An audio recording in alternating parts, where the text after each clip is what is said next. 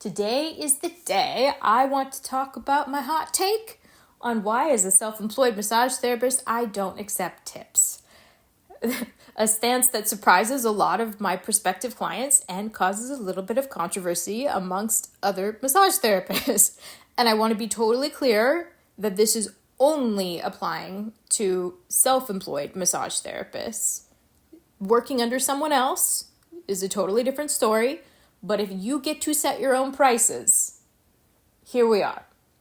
So at the very core of my structure, my prices are designed to reflect the value that I believe my work has, plus whatever extra cost there is for me to complete that work. So that includes things like distance and travel and ease of access, if there's stairs, potential liability, safety, etc.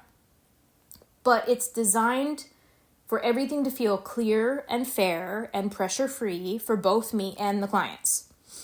So I have 6 reasons here to back up why I don't accept tips. And I think actually probably the first one is the most impactful, which is about boundaries and accepting disrespectful behavior.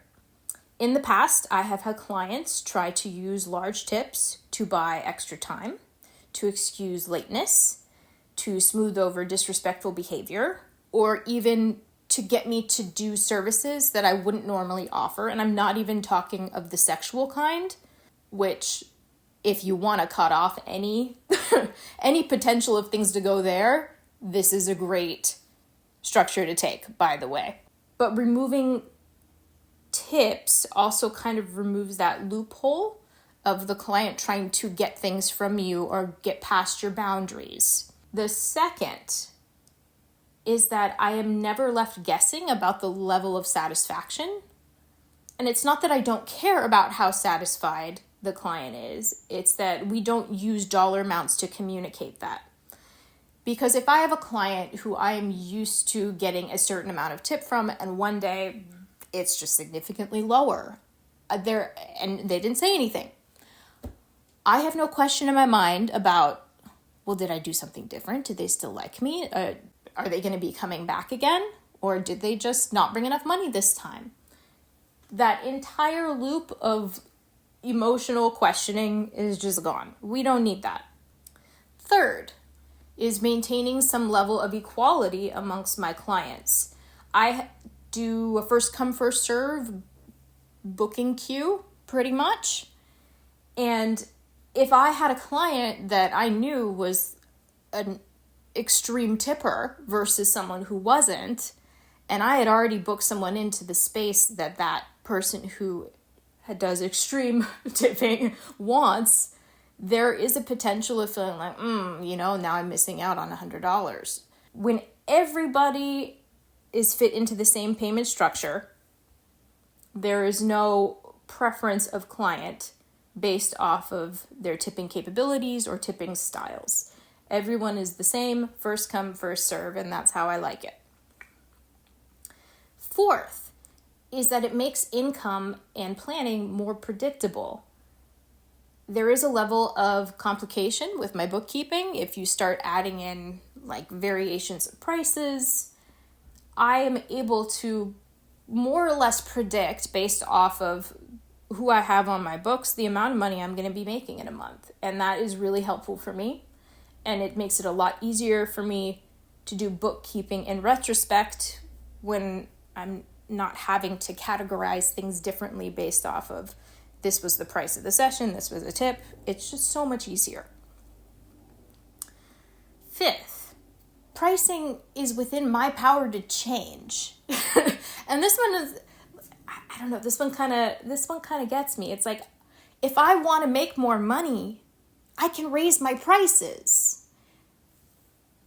And I recognize that there are reasons that people don't want to raise their prices, but there also are very valid reasons to raise prices and reasons why you feel uncomfortable being able to do that, even if your reasons are valid. And those are things that, in order to attract more of the business you want, need to be looked into.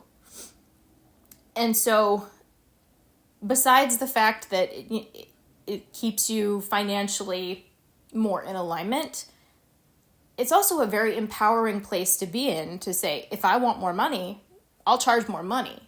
I don't need you to decide how much I get. I decide how much I get.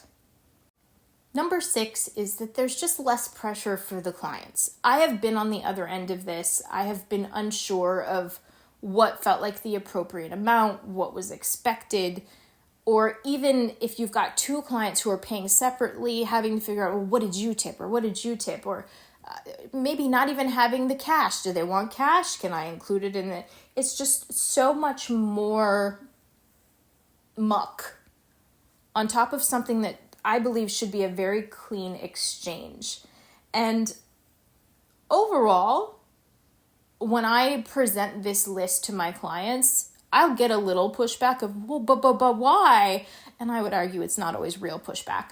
But after I present the reasons, and I present them in a way that is clear and firm, most of them are actually really appreciative of the structure.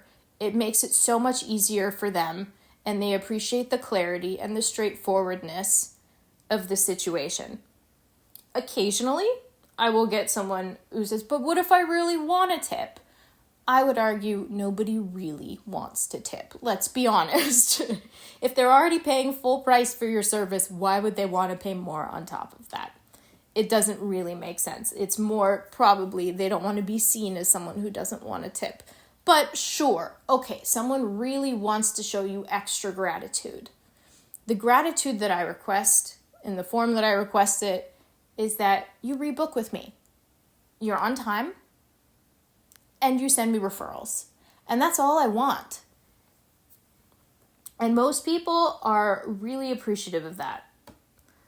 So in closing, the goal of my business structure is simple. It's to offer the best work I'm capable of at any given moment with the lowest emotional, physical, and energetic cost to myself, while giving the best I'm capable of to my clients.